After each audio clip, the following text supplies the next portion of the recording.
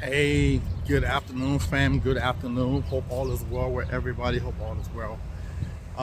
So I'm actually headed back to the crib, but before I get home, I figure I'll stop at Walmart real quick and grab some water. I've been like consuming like a lot of water lately because I'm fully back in the gym. When I say fully, I mean like 5 days a week now. Back in the gym instead of my usual one or twice a week. Summertime's around the corner. You gotta get that summer glow going. So, yeah, I've been consuming like a lot of water. So I actually ran out of water the other day. So, I'm back in the gym now, and I'm gonna pick up some water real quick and some other items for the house real quick. But listen, I wanted to have this conversation, right? Because sorry about that, guys.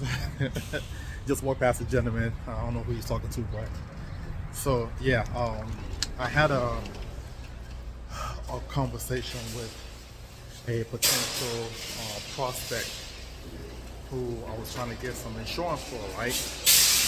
And typically, what I do when I sit down with a client, it always starts with education first, right? I want to educate you as to the different type of policies that are out there, right?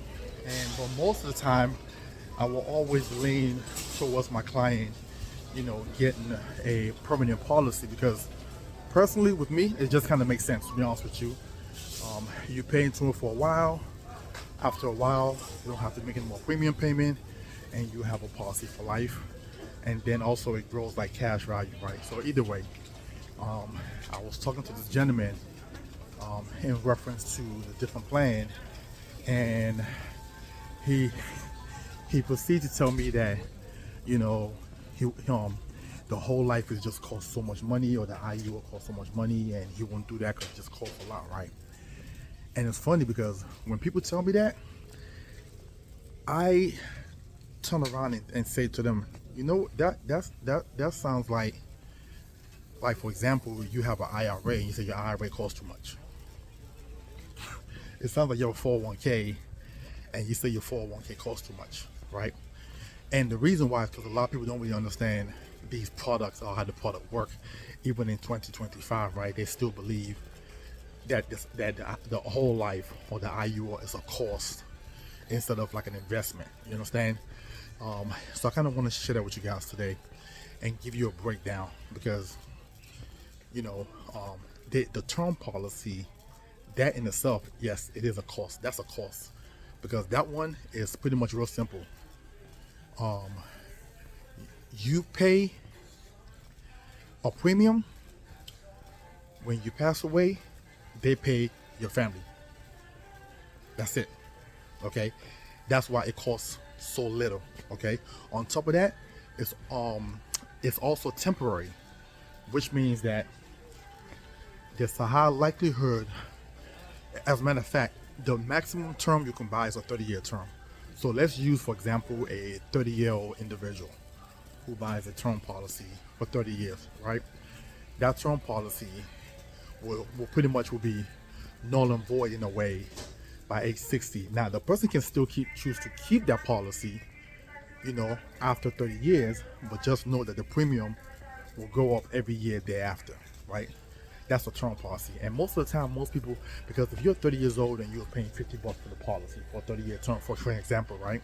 Based on the amount of insurance that you have, right? Um, After that 30th year, your premium now might go up to maybe 100 and some $200. Most people end up canceling at that moment. You understand? Because they're not fitting to pay that. Okay? With the whole life or the index universal life, is reverse. So pretty much, for example, you invest into it for let's say 30 years. After 30 years, you pretty much have like no more payments, and you have a policy for life, and you can withdraw money from the policy if you need it, right? Whether to do repairing your home, whether to supplement your retirement income, and things like that, right? That's really truly the difference between the whole life and the whole life, the index universal life, and the term policy, right? And the whole life, obviously, or the IUL will take you all the way to age 100 plus. And again, your premium is fixed, and you can actually start making payments into it. So when a person tells me that, sorry about that, go ahead. So when a person tells me that a whole life is, no, you fine. When a person tells me that a whole life is expensive, I said, well, I think what might be expensive might be the term policy, because you're going to invest into this plan for a long period of time and never get anything out of it. To me, that's expensive. You just threw money away. You just threw money away. Okay? Whereas at least the whole life you invest to it, the price might be a little bit higher than a term right now. You understand? But but over time you can get something out of it. 10, 15 years from now, again, you want to put a down payment down for a house, you pull money from your policy. 10, 15 years from now, you save enough in there and you want to buy your dream car, you want to put a down payment down on that car, you're able to pull it out from your whole life or your IUL. You could never do that with a term. So that's truly the difference, between both products. But in 2025, I think people are still misled as to the benefits, between these plans. A lot of people watch like Dave Ramsey and Susie Oman, who I believe give a lot of people bad information. They tell you don't buy term because don't buy a whole life or IUL because they're a ripoff. Well, I think a term policy is actually a ripoff, because you pay into it and you don't get nothing out of it unless you pass away. Now here's the funny thing, and you guys can look this up. 99% of term policy never pay out. 99% of term policy never pays out. Well, why is that, Maxwell? Because most of the time people outlive the policy. So again, if you use the 30-year-old individual as an example, right? By the time that 30-year-old is 60, there's a high likelihood that 30-year-old might still be alive. And insurance companies know this. When you do a term, it's almost like they're getting free money from the customers, because most customers are probably going to be alive by the time, this term policy terminate. Sorry about that, lady. Okay. By the time these term policy, terminate, 30% of, 90+% of the people will probably be alive. So it's almost like, in a way, and I hate to say this as a insurance agent, but it's almost like a way that the insurance company get money from the people that they never have to pay out, or they know based on their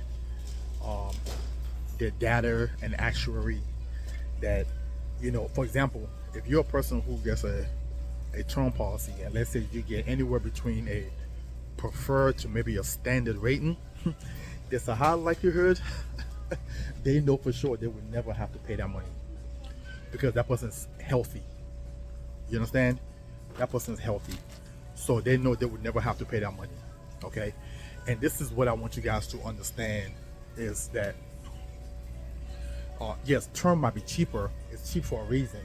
You're pretty much just, in a way, and again, I hate to say this, in a way, just giving the insurance company free money.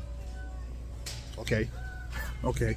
Now, the ones who get these policies and they get like a higher rating, like substandard and stuff like that, those particular individuals, they know that they probably at some point will have to pay out some form of benefit, whether living benefits or whether a death benefit, because based on actuary and based on the person's health condition, they know there's a high likelihood they're going to at some point in time have to pay out money. Okay, so just want to give you guys a little bit of understanding, with these policies. Sometimes cheaper is not always the best route. You understand?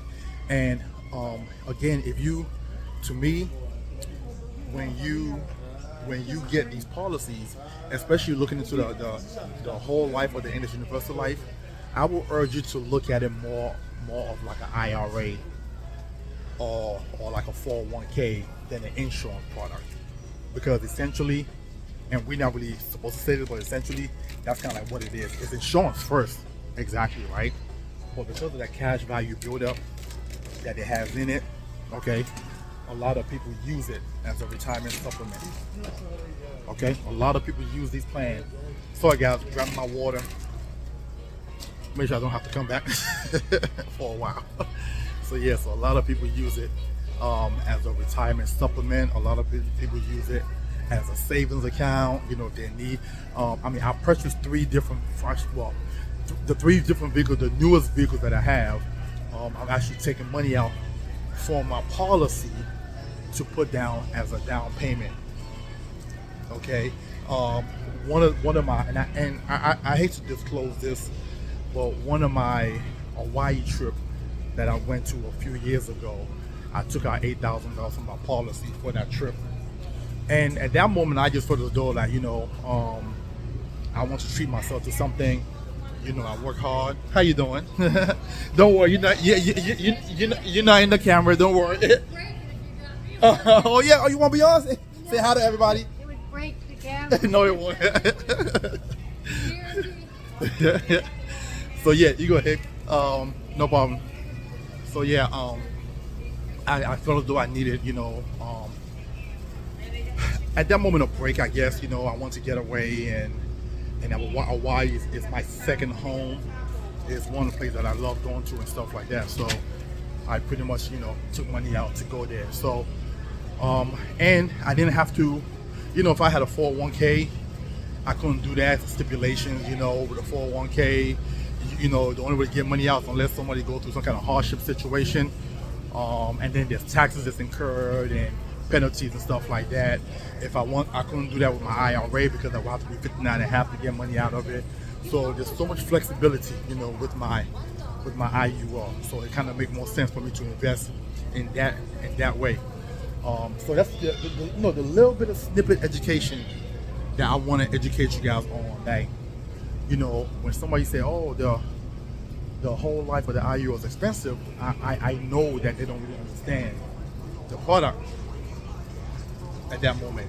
They don't really understand. They're looking at it like they're paying a high cost for insurance.